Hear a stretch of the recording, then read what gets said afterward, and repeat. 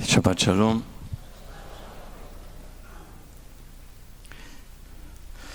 Parashat Miketz begins as Yosef is brought out from the pit, from prison, after being there for a long time, forgotten. But having interpreted the dreams of the chief cupbearer and the chief baker, and now he's brought up to interpret Pharaoh's dreams. You know the dreams about the 7 years of plenty and the 7 years of famine. He interprets those dreams, and the Pharaoh is very impressed with Yosef's wisdom, and he empowers him as chief of the entire land. From the pit and jail all the way up to be the chief of the entire land. And Yosef devises a plan to store food during the 7 years of plenty. And during those 7 years of plenty, there's great abundance. And then come the 7 years of famine. And the Torah tells us this famine spread over the whole world. So all the world, the Torah says, came to Yosef in Egypt to procure rations, for the famine had become severe throughout the world. And of course it affects also Egypt's neighbor, Canaan.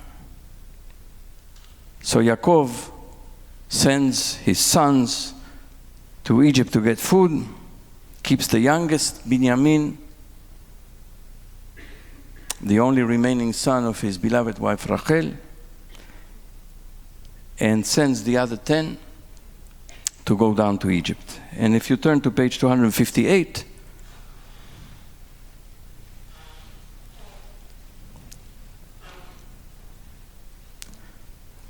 the bottom of the page, verse 6. Now Yosef was the vizier of the land. It was he who dispensed rations to all the people of the land. And Yosef's brothers came and bowed low to him with their faces to the ground. When Yosef saw his brothers, he recognized them, but he acted like a stranger toward them and spoke harshly to them. He asked them, "Where do you come from?" And they said, "From the land of Canaan to procure food." For though Yosef recognized his brothers, they did not recognize him.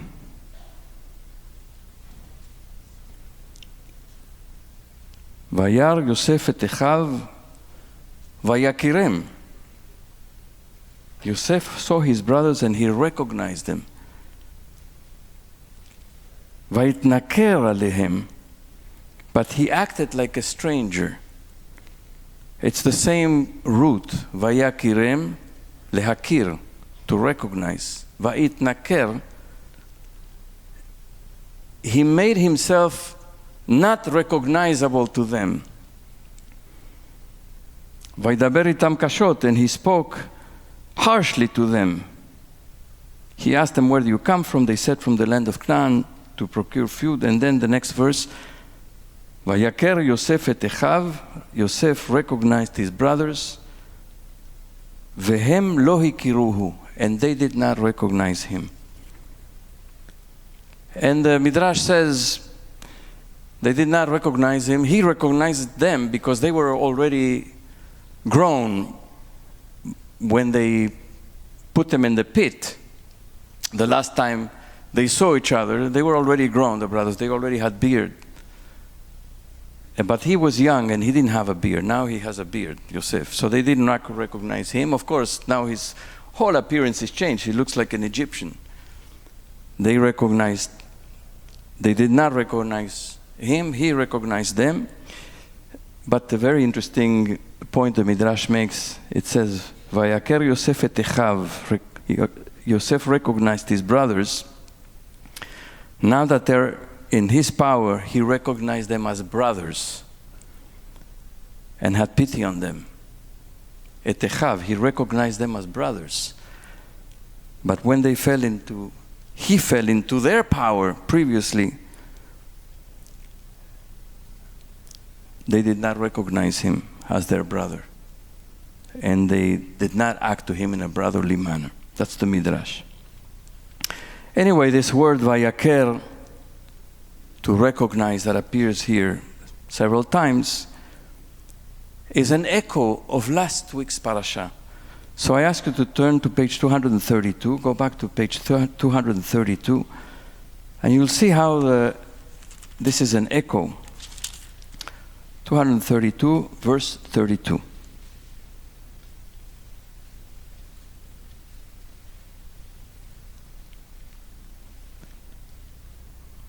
And this is the scene when the brothers come with the tunic of Yosef that they had dipped in the blood of the goat. And they say, verse 32, וישלחו את כתון הפסים ויביאו את אל אביהם ויאמרו זאת מצאנו הקרנה. We found this tunic. Hakerna. The translation here is unfortunate. Please examine it. No. Recognize it. Hakerna. Haktonet bincha hi imlo. Is this the tunic of your son or not? Bayakira. And he recognized it. Vayomer ktonet beni chaya ra'a chalathu. This is indeed the tunic of my son. A savage beast devoured him. Tarof, Toraf Yosef. Yosef was torn by a beast. So you see the same word appears. Is this your tunic? Recognize it. This is the tunic of your son, and he recognized it.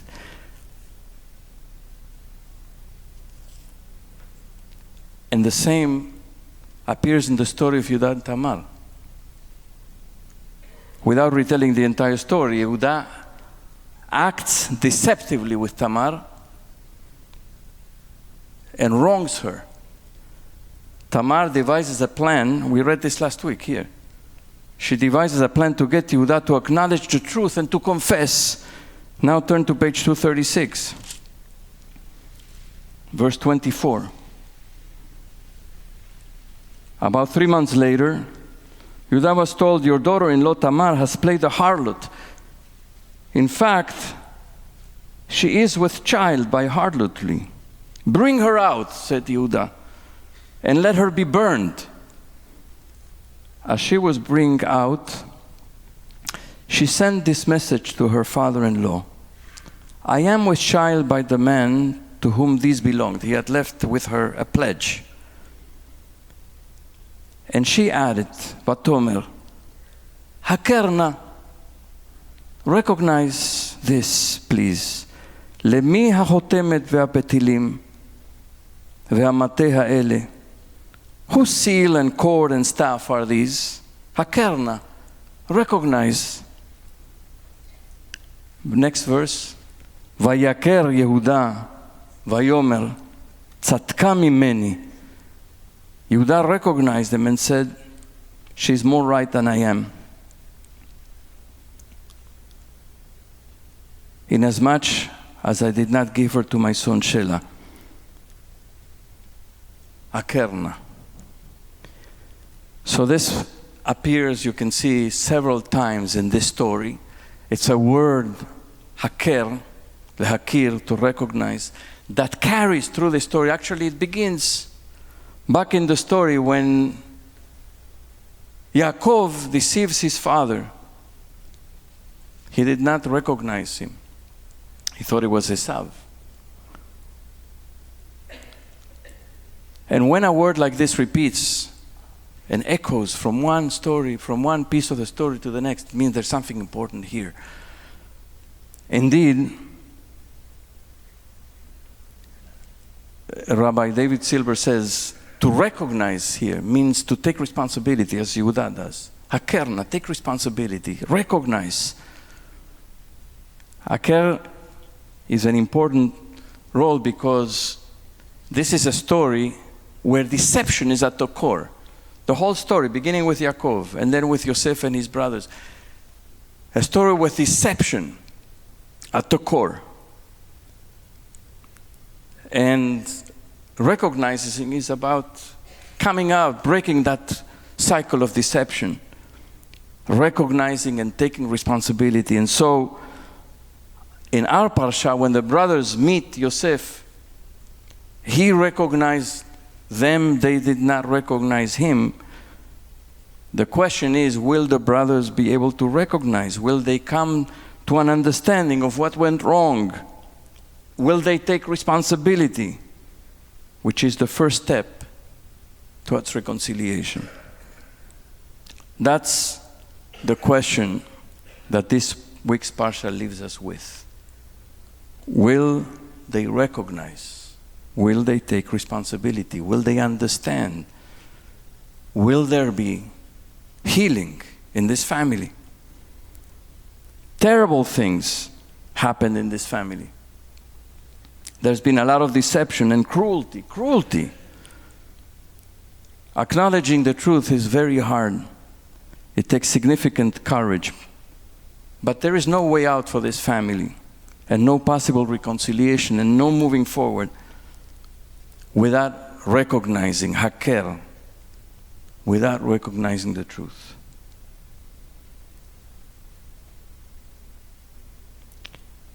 October 7th came as a shock. A shock. And we have been in shock since then for the last 10 weeks. We've not recovered. We're not going to recover for a long time. Israel will not recover. The Jewish people will not recover for a long time. And we are following and trying to understand the events. And there are the events, and then there is the deeper truth that must be recognized, Hakerna. There will be no real, safe, and healthy moving forward without recognizing the deep truth and taking responsibility for all the things that October 7th has unleashed. Beginning with the Israeli government's policies that led to October 7th.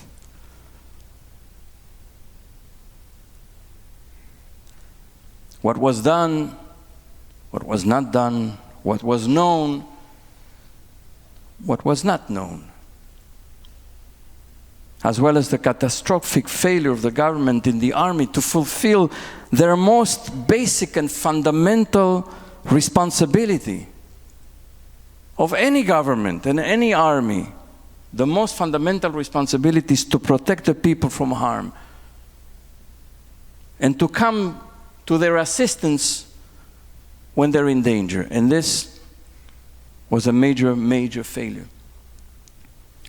We now know many of the reasons for what happened, for the total chaos, and for civil society having to step in heroically when the government and the official institutions were absent. Will there be formal recognition, Hakerna, recognize? Will there be formal recognition, confession, and taking responsibility? Tzadka mimeni. She is more right than I. Regarding the hostages,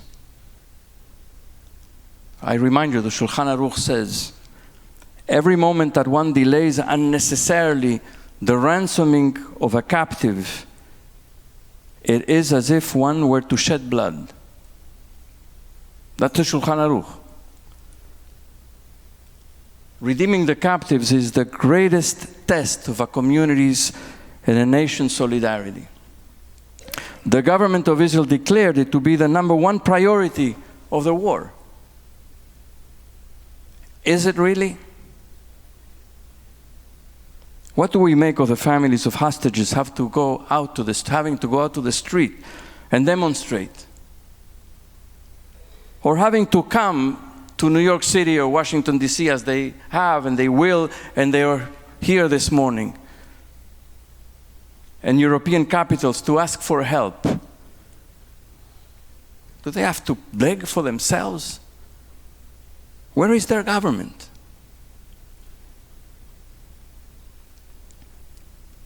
Will there be recognition, that a war is being fought without any declared vision or plan for the day after? Now, I believe that Hamas must be destroyed. I believe that there is no possible future if Hamas remains in power in Gaza. That said, what is the truth of about the bombing of Gaza? The destruction of entire neighborhoods, the killing of thousands of Gazan civilians, the displacement of enormous masses of people, millions of people, the humanitarian disaster. Is it all necessary for the sake of destroying Hamas? Will Hamas ever be destroyed? Can Hamas be destroyed?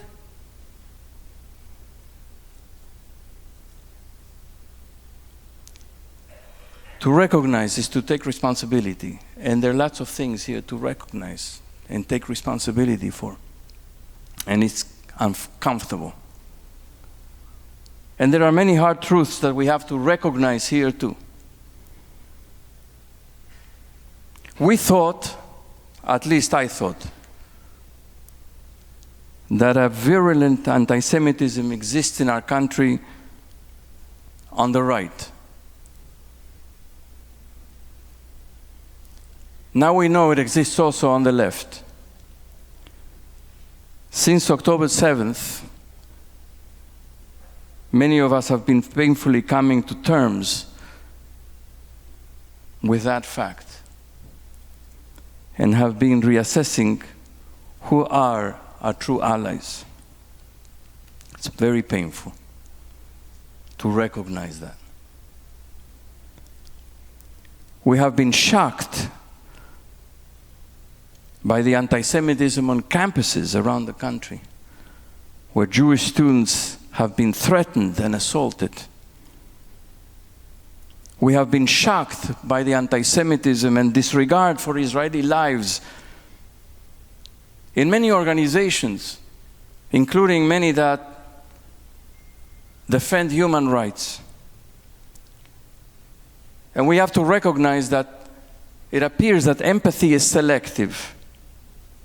Empathy for victims is selective because people can feel for the suffering of some people, but not feel for the suffering of other people when those people are Jews. We've learned there's a lot of hypocrisy and double standards about free speech at many universities. We have to recognize that, but not everyone is an anti-Semite. We are asking ourselves, how do we recognize anti-Semitism, hakerna? Is anti-Zionism anti-Semitic? The answer, it's complicated. Yes, holding Jews responsible for the actions of the Israeli government, attacking Jews and vandalizing Jewish places is clearly anti-Semitic. And anti-Zionism is sometimes anti-Semitic, but not always. It is anti-Semitic to reject the right of Jews alone to define themselves as a people and exercise self-determination, as some on the left do in arguing that Jews are a religion, not a nation. So what they can say about others, they have a right to a nation. They have a right to self-determination, but not the Jews, because they are just a religion. That's anti-Semitic. But opposition to Zionism or to Israel is not always and not necessarily anti-Semitic. Ask our Congressman Jerry Nadler, he's here. He made that argument in Congress last week. Not very successfully, unfortunately, but he is right. Hakern, lehakir. We have so much to recognize, so much work to do. We're still in shock 10 weeks. So much work to do in Israel and here to recognize some very uncomfortable truths, to ask some very uncomfortable questions. The war is still raging, and we're still in shock. And lots of things have been unleashed that we didn't even have to think about before. Lots of things we have to recognize now. And the road ahead is very long. It's going to take us a long time to sort out through all these things. And the question is, will we collectively in Israel and here be able to recognize what has to be recognized? Will there be enough commitment to the truth? And will we have the courage? I hope so. I don't know. Shabbat Shalom.